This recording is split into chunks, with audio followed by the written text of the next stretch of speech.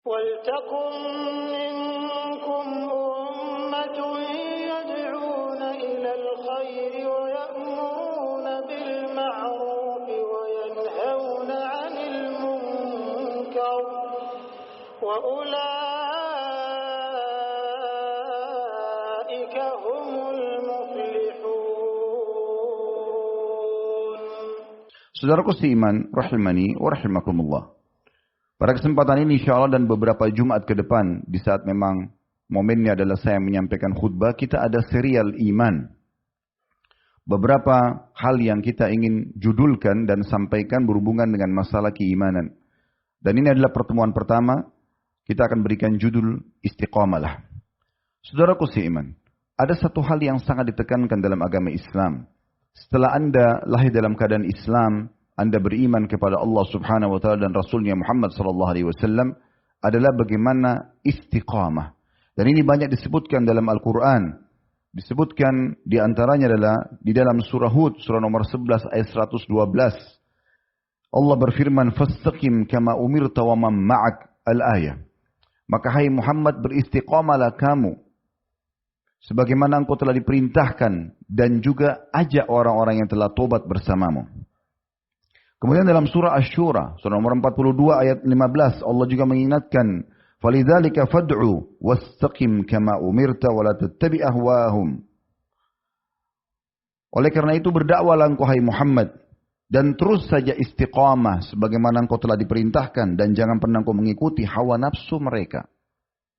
Demikian pula dalam surah Fussilat, surah nomor 41 ayat 6, Allah juga berfirman, "Fastaqimu ilaihi wastaghfiruh." Beristiqamalah kalian semua di jalan yang menuju kepada Allah, dan banyaklah beristighfar kepadanya. Allah juga berfirman kepada Musa dan Harun alaihi wassalatu wassalam, bagaimana pada saat mereka berdua mulai berdakwah dan minta pertolongan kepada Allah Subhanahu wa taala. Allah menyebutkan dalam surah Yunus surah nomor 10 ayat 89, "Qala qad ujibat da'watukuma fastaqima wa la tattabi'anni sabilal ladzina la ya'lamun." Sungguh telah diijabah permintaan kalian agar Allah berikan kemenangan terhadap Fir'aun dan diberikan ketenangan dalam menyampaikan dakwah. Oleh karena itu beristiqamalah, berpegang teguhlah pada apa yang telah diperintahkan kepada kalian, dan jangan pernah mengikuti jalan-jalan orang yang belum mengetahui masalah ini. Dan Allah Subhanahu wa taala menjanjikan bagi siapapun yang coba istiqamah selama dia hidup terhadap apa yang telah Allah Subhanahu wa taala syariatkan dan tuntunkan sampai dia meninggal dunia, maka Allah pastikan dia akan selamat dari segala macam permasalahan yang membuat dia sedih ataupun takut di dunia, demikian juga pada saat mereka menghadapi alam akhirat nanti. Allah sebutkan dalam 2 ayat tentang masalah ini. Yang pertama dalam surah Fussilat surah nomor 41 ayat 30, "Innal ladzina qalu rabbuna Allahu tsumma istaqamu tatanazzalu alaihimul malaikatu alla takhafu wa la tahzanu wa abshiru bil jannati allati kuntum tu'adun." Yang artinya, sesungguhnya orang-orang yang mengatakan Tuhanku Allah atau Tuhan kami Allah, kemudian mereka beristiqamah, maka pasti akan turun para malaikat di saat mereka menghadapi kematian, agar mereka tidak usah takut dan bersedih, dan bergembiralah dengan surga yang telah dijanjikan untuk kalian. Demikian pula dalam surah Al-Ahqaf, surah nomor 46, ayat 13 dan 14, mirip dengan ayat tadi sebelumnya, Fussilat ayat 30.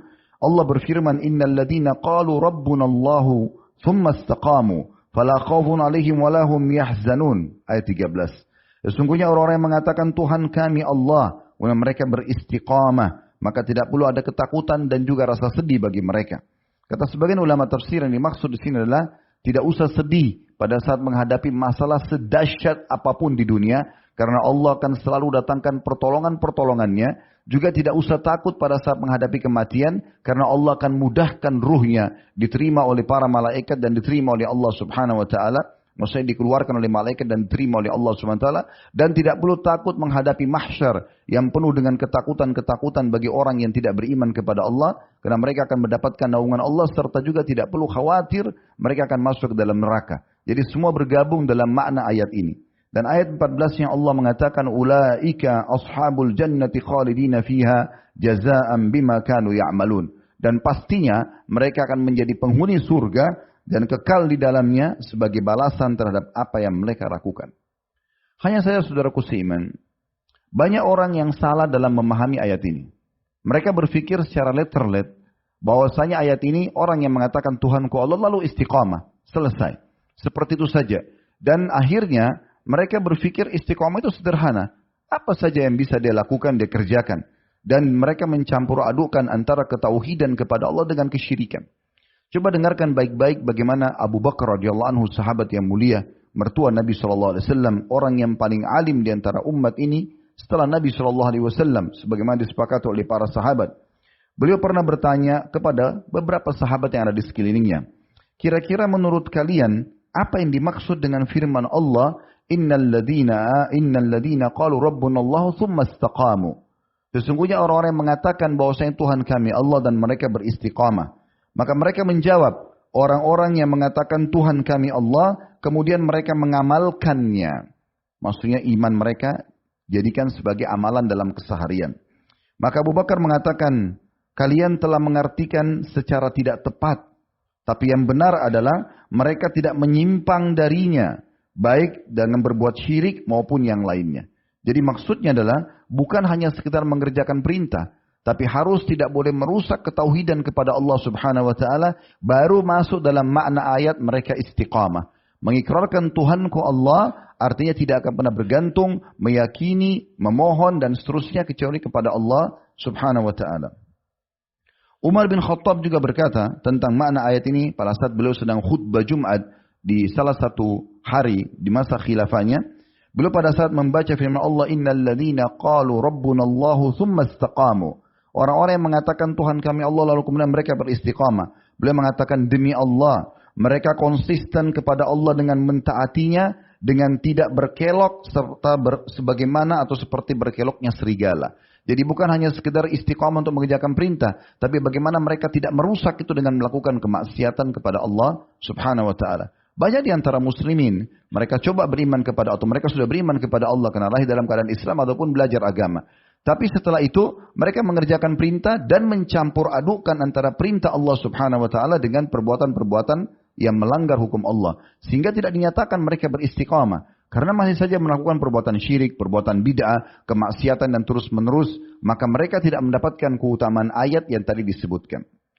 Begitu juga disebutkan oleh Mujahid rahimahullah, seorang tabi'in, beliau berkata, mereka memeluk Islam, kemudian tidak mempersekutukan Allah sedikit pun hingga berjumpa dengan Allah.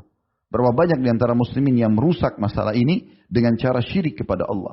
Masih menggantungkan nasibnya dengan benda-benda mati, jimat, dukun-dukun, minta tolong kepada kuburan dan seterusnya. Maka merusak tauhidannya kepada Allah SWT. Maka tidak masuk dalam janji Allah di dalam ayat ini.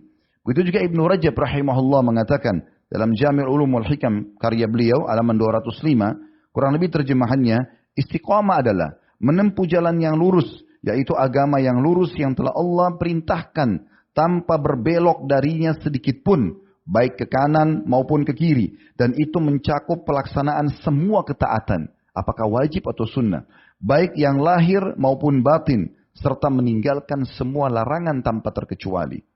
Jadi ini memang dilakukan mengerjakan perintah dan tidak mencampur adukan antara perintah tersebut dengan larangan-larangan. Karena masih banyak di antara muslimin menganggap dirinya istiqamah, padahal sebenarnya mereka tidak istiqamah karena masih membuka pintu-pintu dosa yang sudah jelas itu racun dalam kehidupannya. Demikian juga dalam sebuah hadis yang sahih riwayat Imam Muslim, pernah ada seorang sahabat mengatakan kepada Nabi SAW, kulli fil islami qawlan la as'alu anhu ahadan ghairak. Ya Rasulullah, sampaikan kepadaku satu perkataan, satu nasihat, satu wasiat yang aku tidak perlu lagi tanya kepada selain Anda. Maksudnya, ringkaskan untukku Islam ini. Supaya aku jadi faham dan tidak perlu lagi aku bertanya. Maka Nabi SAW memberikan sebuah potongan kalimat yang luar biasa. Beliau mengatakan, Kul amantu billah summa istaqim. Katakan, ikrarkan ya, dengan fikiran, ucapkan dengan lisan, yakini dengan hati bahwasanya Tuhanku Allah, kemudian istiqamah dengan dan komitmen dengan perkataan tersebut. Artinya tidak syirik, tidak melakukan kemaksiatan, termasuk kemaksiatan di sini. Karena memang Allah Subhanahu wa taala cemburu dengan pelanggaran-pelanggaran hambanya. Oleh karena itu kalau kita ingin dinyatakan dalam ayat ini mendapatkan jaminan setiap ada masalah di dunia Allah berikan solusinya dan tidak perlu ada ketakutan. Pada saat kematian juga tidak perlu takut menghadapi malaikat maut. Pada saat di kuburan, di mahsyar dan akhirnya melewati neraka menuju ke surga. Semuanya ada jaminan keselamatan harus betul-betul. Begitu beriman kepada Allah, mengerjakan perintah dan tidak mencampur adukan sekali lagi perintah tersebut dengan kemaksiatan. Kemudian juga di dalam sebuah riwayat yang perlu kita jadikan bahan renungan, memang disebutkan dalam hadis ada masa di mana iman kita melemah. Tetapi di masa melemah itu harus digunakan menuju kepada sunnah Nabi SAW atau agama ini. Dan jangan pada saat kita melemah justru membuka pintu-pintu dosa. Dengarkan baik-baik hadis diriwayatkan Imam Ahmad. Kata Nabi SAW, Inna likulli abidin syirrah. Sesungguhnya setiap orang yang beribadah itu punya masa semangat. Dia selalu ingin beribadah. Walikulli syirratin fatrah. Tapi ketahuilah, di setiap masa semangat itu ada nanti titik di mana dia jenuh. Fa imma ila sunnatin wa imma ila bid'atin. Bisa saja pada saat dia jenuh itu, dia menuju ke sunnah. Tetap dia paksakan diri untuk beribadah kepada Allah. Dan atau ada orang justru kepada perbuatan bid'ah atau kemaksiatan. Faman kanat fatratuhu ila sunnah faqad ihtada. Siapa yang pada saat lagi melemah imannya, kemudian dia menuju ke sunnah, maka dia telah mendapatkan hidayah. Wa man kanat fatratuhu ila ghairi dzalika faqad halak. Dan siapa yang kira-kira pada saat dia lagi lemah, justru menuju kepada selain sunnah, selain perintah-perintah agama dan perintah Nabi SAW, maka dia telah binasa. Juga Nabi SAW mengingatkan kepada kita, orang-orang yang belak-belok, suka bergonta-ganti imannya, bahkan sampai pada tingkat kena mereka lalaikan dari hal-hal yang kecil sampai menjadi hal yang besar. Di antara orang ada yang beriman di masa Nabi SAW, kemudian mereka lemah imannya dan mereka tidak kembali kepada agama, tidak berkumpul dengan orang-orang beriman, tidak coba bertanya kepada para ulama. Akhirnya mereka lalai dan murtad dari agama Islam. Dan Nabi SAW menyebutkan dalam dua riwayat, riwayat yang pertama dari riwayat Imam Muslim, beliau mengatakan, Ala la yuzadanna rijalun an haudhi. Sesungguhnya nanti akan diseret dan dijauhkan sebagian orang dari telagaku pada hari kiamat. Kama yuzanu al-ba'irud dhal. Sebagaimana unta yang hilang diseret supaya dia mau kembali kepada tuannya. Unadihim ala halumma.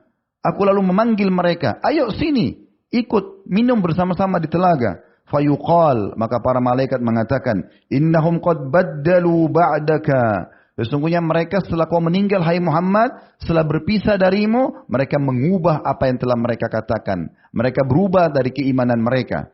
Maka kata Nabi SAW, fa'akul suhqan suhqan. Maka aku mengatakan, jauhlah, menjauhlah dari aku. Atau sudah jauh kalian daripada aku.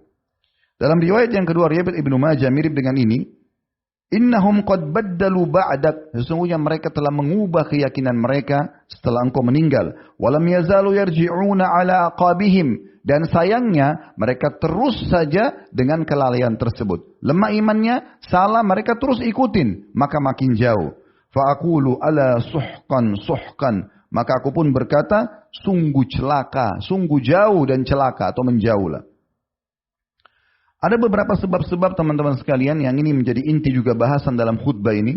Sebab-sebab orang tidak istiqamah. Yang pertama sudah tidak asing lagi adalah godaan syaitan. Bagaimana syaitan memang sudah berjanji dan berazam di hadapan Allah Azza wa Jal untuk menyesatkan anak Adam. Dan tidak akan pernah jenuh. Sekali kita memohon kepada Allah isti'adzah a'udzubillahi minasyaitonir rajim, maka yang satu ini terbakar oleh panah malaikat atau diusir oleh Allah, maka yang datang ada gantinya dan seterusnya seperti itu. Tidak akan pernah mereka jenuh untuk menyesatkan manusia. Allah menyebutkan dalam Al-Qur'an apa yang diucapkan oleh iblis untuk menjadi pelajaran bagi orang-orang beriman. A'udzubillahi minasyaitonir rajim. Qala fabima aghwaytani la'aqudanna lahum siratal mustaqim. Sebagaimana engkau telah pastikan putuskan aku sesat ya Allah, sesungguhnya aku pasti akan menjauhkan mereka dari jalanmu yang lurus. Thumma la'atiyannahum min baini aydihim, dan aku pasti akan menggoda mereka dari hadapan mereka, wa min khalfihim, dan dari belakang mereka, wa an aymanihim, dan dari sisi kanan mereka, wa an syama'ilihim, dan dari sisi mereka, wa la tajidu aktsaruhum syakirin, dan engkau tidak menemukan mereka termasuk hamba-hambamu yang bersyukur. Tapi di sini ada sebuah ayat berita gembira yang disampaikan oleh Allah Subhanahu wa taala kepada kita semua. Kalau syaitan, iblis, walaupun berazam seperti ini, tapi Allah sudah patok dia. Allah sudah berikan dia batasan. Dia hanya bisa membisikkan saja. Dan Allah sudah memastikan dalam firman-Nya dalam surah An-Nisa ayat 76, "Inna kaida syaitani kana dha'ifa." Sesungguhnya tipu daya syaitan sangat lemah. Kenapa lemah? Karena dia hanya membisikkan. Kita mau sholat, udahlah nggak usah sholat dulu, nanti aja, tunda. Tinggal kita tolak, selesai. Dia seorang lawan jenis mungkin tertarik. Banyak bisikannya supaya kita ingin melakukan kemaksiatan. Namun kita menolaknya. Tidak, saya tidak mau misalnya. Kita beristiadah lalu kita tinggalkan. Maka selesai urusannya. Syaitan tidak pernah menjelma di depan mata kita kemudian mencekik lahir kita sambil mengatakan, kamu harus berzina, kamu harus riba, kamu harus mencuri. Tidak pernah ada perbuatan seperti itu. Makanya mereka sangat lemah. Kalau ada orang yang selalu mengiming-imingkan dengan lisannya dan menyebar luaskan di tengah muslimin bahwasanya syaitan itu kuat, ini dusta besar. Allah mengatakan lemah, bagaimana dia mengatakan kuat? Selalu mengatakan ini godaan syaitan kuat. Mana kuatnya? Di mana kuatnya? Kekuatan apa yang dia miliki? Dia sangat lemah. Kamulah yang telah membuat dia kuat. Karena kamu mengatakan bahwasanya ini kuat godaannya. Padahal tinggal ditepis. Godaan apapun tinggal kita tinggalkan. Ditambah lagi Allah Subhanahu wa taala memberikan kita peluang yang luar biasa untuk memohon perlindungan. Tidak usah capek-capek keluarin energi untuk melawan syaitan. Kita nggak perlu pakai baju perang, pedang, senjata tajam atau senjata yang mutakhir sekarang untuk melawan syaitan. Allah sudah kasih kita kata kuncinya. Itu Allah sebutkan dalam surah Al-A'raf. Ya. Di ayat surah nomor 7 ayat 200-nya. Wa imma yanzagannaka minasyaitani nazghun fasta'id billah. Innahu sami'un alim. Kalau seandainya mulai ada godaan syaitan yang membisikkan keburukan kepadamu, maka berlindunglah kepada Allah. Karena Allah maha mendengar, juga maha mengetahui. Itu ayat 200. Ayat 201-nya Allah mengatakan, Innal ladhina taqaw idha massahum ta'ifun minasyaitani tadakkaru fa'idahum mubsirun. Dan orang-orang beriman itu, pada saat mulai ada godaan-godaan syaitan, maka Allah akan mendatangkan sebuah peringatan bagi mereka. Sehingga akhirnya mereka bisa melihat kalau ini salah. Tidak ada orang beriman pada saat dibisikkan syaitan mau berbuat dosa, dia tidak tahu itu kesalahan. Pasti Allah akan berikan dia pemahaman, ketakutan kalau ini adalah dosa. Makanya Nabi SAW menyebutkan dalam riwayat lain bahwasanya kepada Wabisah radhiyallahu anhu, seorang sahabat yang mulia, pada saat dia bertanya pada Nabi SAW dan dia sering bimbang. Kata Nabi SAW, wahai Wabisah, tanya fatwanya pada jiwamu, tanya fatwanya pada hatimu. Sesungguhnya kebaikan itu yang telah menenangkan jiwa dan hati. Dan keburukan atau dosa justru yang membuat hati itu tidak tenang. Tentu di sini, kata Ibnu Rajab rahimahullah, pada hal-hal yang belum jelas keharaman dan kehalalannya. Tapi kalau sudah jelas, tentu tidak perlu lagi kita menanyakan fatwa dari kita. Tapi Allah di sini menyebutkan tazakkaru faidahum mubsirun, maksudnya Allah datangkan peringatan untuk mereka. Sehingga mereka jadi takut. Mau mencuri, mau berbohong, mau menipu, mau berzina. Pasti Allah datangkan ketakutan. Sehingga mereka tidak perlu terjerumus. Ini jaminan dari Allah subhanahu wa ta'ala. Jadi tidak perlu kita repot-repot untuk melawan syaitan. Cukup isti'adah. Allah punya cara mendatangkan para malaikat untuk menghancurkan mereka para syaitan tersebut. Bukankah disebutkan dalam surah, salah satu fungsi daripada bintang-bintang dalam surah Al-Mulk, وَجَعَلْنَاهَا رُجُومًا لِلشَّيَاطِينَ, dan kami jadikan bintang-bintang itu sebagai pembakar-pembakar bagi syaitan. Cukup berlindung kepada Allah subhanahu wa ta'ala. Kemudian yang kedua teman-teman, sebabnya selain syaitan. Jadi kita sudah katakan memang dia sudah berazam, tapi Allah lemahkan dia. Adalah bisikan jiwa buruk dan hawa nafsu. Allah sebutkan di dalam surah Yusuf surah nomor 12 ayat 53, Innan nafsa la'ammaratun bisu. Salah satu potensi dalam diri yang Allah berikan sebagai ujian, bukan untuk diikutin. Yaitu jiwa itu ada kecenderungan melakukan keburukan. Iblis, dia dianggap adalah pentolan makhluk Allah yang suka menyesatkan anak Adam. Pertanyaan sederhana. Pada saat iblis tidak mau sujud kepada Adam yang Allah perintahkan, siapa yang goda dia? Hawa nafsunya. Jiwanya yang buruk, yang potensi itu ada tapi sebagai ujian. Maka setiap kali ada dorongan ini harus ditepis. Kalau yang bukan hak kita jangan diminta, jangan diambil. Kalau hak kita boleh kita minta. Dan selalu melihat membesarkan nikmat Allah di depan mata kita. Sehingga tidak ada sifat tamak yang muncul dalam jiwa. Nabi SAW menyebutkan dalam sebuah hadis riwayat Tirmidzi dengan sanad hasan sahih, "Ma zi'bani ja'i'ani ursila fi ghadamin bi'absada laha min hirsil mar'i 'alal mali wasyarafi lidini."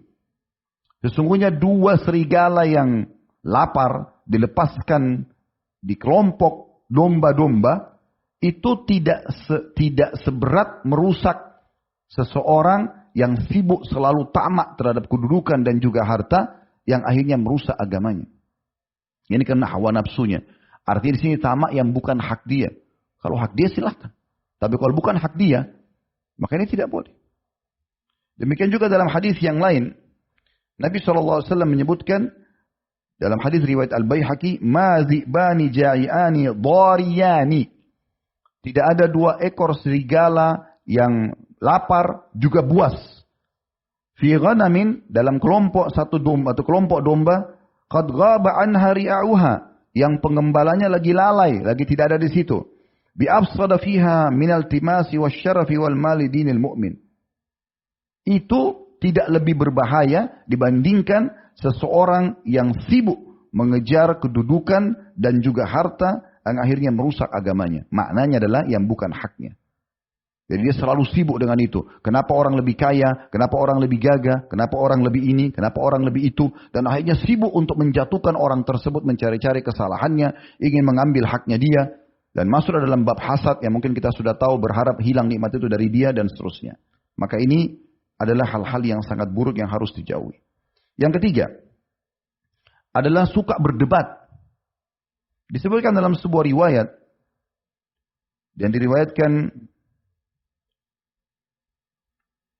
oleh Imam Bukhari, kata Nabi SAW, "Inna abghadar rijali ila Allah Ta'ala al-addul khasim." Sesungguhnya orang yang paling Allah benci atau orang yang paling dibenci di sisi Allah SWT adalah orang yang suka sengit dan suka berbantah-bantahan.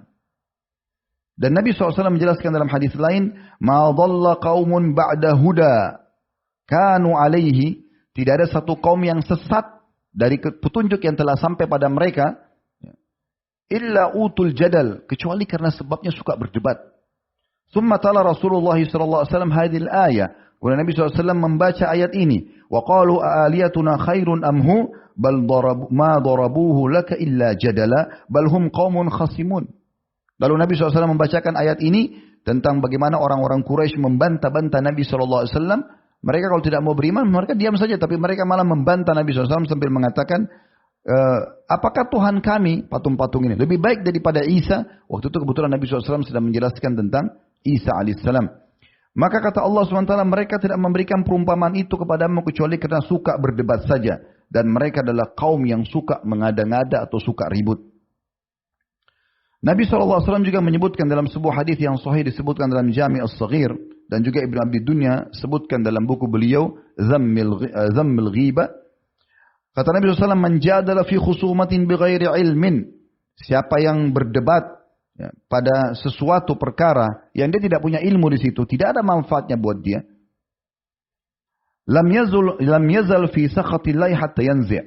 Maka dia akan terus berada di murka Allah sampai dia meninggalkannya. Juga Nabi, tentu di sini dimaksud adalah orang berdebat. Jadi kalau seandainya ada orang, kasus misalnya, ada orang ingin menanyakan sebuah hukum atau mendiskusikan sebuah hukum. Dia belum faham atau dia punya dalil, kita punya dalil. Lalu kita berargumentasi saling menyampaikan. Ini terjadi di kalangan sahabat, terjadi di kalangan para ulama. Imam Syafi'i rahimahullah pernah berdebat dengan rivalnya. Tapi dengan hujjah masing-masing.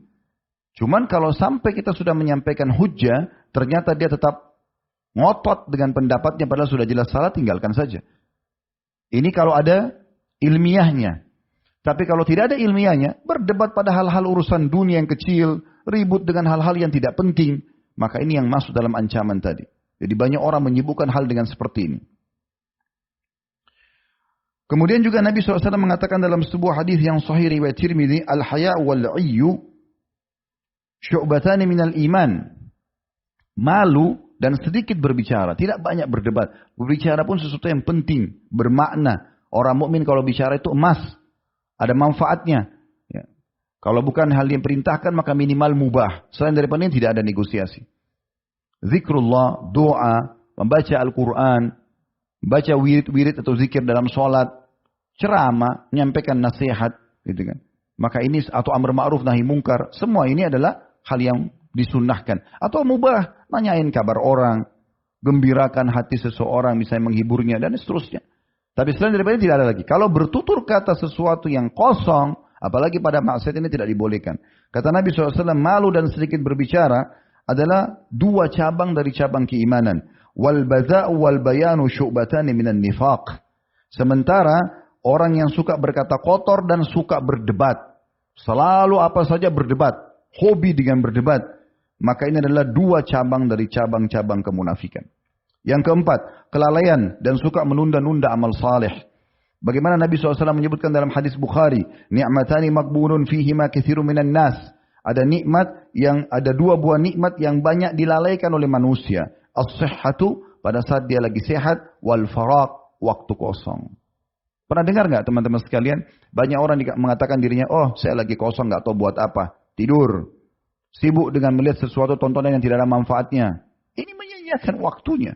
Sampai sebagian salaf mengatakan pada saat melihat ada sebagian anak-anak muda duduk ngobrol kosong di pinggir jalan tidak ada manfaatnya, beliau mengatakan demi Allah kalau seandainya waktu mereka bisa aku beli, aku akan beli. Kalau bisa dibagi, saya beli waktunya saya pakai untuk saya berzikir atau hal yang bermanfaat. Untuk apa nongkrong di pinggir jalan omong kosong? Untuk apa duduk di kafe berjam-jam menghabiskan waktu tidak ada manfaatnya? Kalau duduk ngobrol yang bermanfaat, diskusi masalah ilmiah itu penting. Gak ada masalah. Atau berbicara masalah bisnis karena memang kita butuhkan untuk masa kebutuhan hidup kita. Mungkin. Hal yang bermanfaat. Kalau bukan diperintahkan minimal mubah. Selain daripada ini tidak ada negosiasi. Harus seperti itu seorang muslim melakukan agar dia istiqamah di jalan Allah subhanahu wa ta'ala. Juga kata Nabi SAW dalam sebuah hadis yang mulia. Diriwayatkan oleh Tirmidzi. Kata Nabi SAW, badiru bil a'mali sab'an. Segera beramal saleh sebelum datang 7 hal. Hal tantadiruna illa ila fakrin munsin. Apakah kalian nunggu nanti pada saat tiba kemiskinan yang membuat lalai? Pernah lihat orang-orang yang sangat miskin sampai tidak ada kesempatan dia untuk sholat. Karena susahnya cuma cari sesuap makanan. Nunggu itu baru kemudian mau beramal saleh. Auginan mutgin. Atau kekayaan yang membuat lalai. Terlalu kaya, sibuk ngumpulin harta jadi lupa. Telat sholatnya. Ya. Tidak mau lihat lagi ini halal atau haram. Yang ketiga, au maradun mufsid, atau penyakit yang merusak. Stroke tiba-tiba. Ya. Harus ini dan itu. Cacat tiba-tiba, tabrakan dan seterusnya. Yang keempat, au haramin mufannidin, atau masa tua pikun yang membuat sudah tidak bisa berbuat apa-apa. Au mautin mujhizin, atau mati yang tiba-tiba datang. Au dajjali fasyarru ghaibin yuntadhar, atau dajjal, sosok yang paling yang gaib, yang buruk untuk ditunggu. Mau tunggu itu keluar baru mau beramal saleh. Awis saati wasfas saatu adha wa amar. Atau kalian tunggu hari kiamat terjadi, kiamat itu jauh lebih dahsyat dan lebih pahit. Yang kelima, sahabat dan lingkungan buruk. Jadi ada 6 poin di sini ya. Yang kelima adalah sahabat dan lingkungan buruk. Ada sebuah ayat Al-Quran yang mulia yang perlu kita kenang kembali. Ini terjadi di masa Nabi SAW sebab turunnya ayat. Masih di fase Mekah. Ada seseorang yang bernama Uqbah bin Abi Mu'aid. Orang ini punya persahabatan dengan Nabi SAW. Satu waktu Nabi SAW diundang makan oleh dia ke rumahnya. Uqbah mengundang Nabi SAW makan di rumahnya. Waktu sudah dihidangkan makanan, Nabi SAW karena ini sahabatnya, ingin supaya dia masuk Islam, dapat hidayah. Orangnya baik, orangnya dermawan. Maka kata Nabi SAW, saya tidak mau makan sampai kau syahadat. Maka Uqbah karena merasa malu dengan Nabi SAW, dia syahadat. Dia salah satu tokoh Quraisy. Maka gembira Nabi SAW makan bersama dia, sudah muslim. Tersebar satu Mekah, salah satu tokoh Mekah masuk Islam. Dan Uqbah ini punya persahabatan sama Ubay bin Khalaf. Ini salah satu orang yang paling jahat. Gitu. Sahabat dekatnya Abu Jahal, Abu Lahab, Ubay bin Khalaf. Maka Ubay ini bersahabat juga dengan Uqbah dan punya bisnis bersama-sama. Banyak jasanya kepada Uqbah. Lalu dia mengatakan, hai Uqbah, apa kau sudah pindah ke agama Muhammad? Kata Uqbah, saya cuma tidak enak. Karena kan dia masih mu'allaf memang, hatinya masih lemah. Tapi diganggu sama Ubay, dikatakan, apa kau sudah pindah ke agama Muhammad? Kalau begitu putus semua bisnis kita. Putus semua hubungan kita. Kecuali kau nyatakan, kalau kau keluar dari agama Muhammad tidak cukup di situ. Kau harus ludahi mukanya Muhammad. Maka yang terjadi, Uqbah pun karena merasa terganggu, bisnisnya akan hilang, dunianya akan hilang, sahabatnya juga ini akan hilang.